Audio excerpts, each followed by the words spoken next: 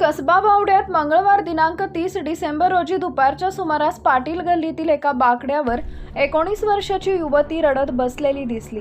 ही बाब टिपू मोजावर यांच्या लक्षात येताच त्यांनी मित्र ओंकार पाटील यांना माहिती दिली।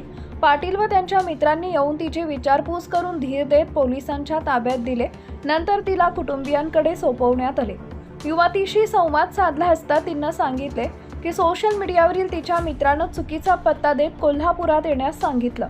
कसबा बावडा इथं मामा राहत असल्यानं तिथे येण्यास सांगण्यात आले, मात्र तो तरुण तिला भेटायला आलाच नाही। संबंधित युवती 4 दिवसांपूर्वी पुण्याहून पळून आली होती। तिच्याकडे ना मोबाईल होता ना पैसे। मित्रानं दिलेल्या खोट्या माहितीमुळे ती पूर्णतः फसवली गेली होती। 3 दिवस तो तिला वेगवेगळ्या ठिकाणी येण्यास सांगत होता। मंगळवारी त्यानं कसबा बावड्यात येण्यास सांगितलं, पण तो आलाच नसल्यानं ती अखेर रडत थांबली। युवती रडत असल्याचं दिसल्यानं तरुणांनी तिची विचारपूस केली।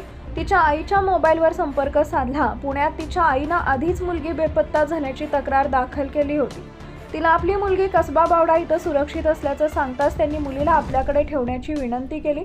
मुलगी सापडल्याचं कळताच आईच्या डोळ्यात आनंदाश्रू तरळले। मदत करणाऱ्या तरुणांप्रती त्यांनी कृतज्ञता व्यक्त केली। दरम्यान पुणे पोलीस दलातील सहाय्यक पोलीस निरीक्षक शिवराज खराडे यांनी तरुणांशी संपर्क साधून त्या युवतीला शाहूपुरी पोलीस ठाण्यात हजर करण्याची विनंती केली।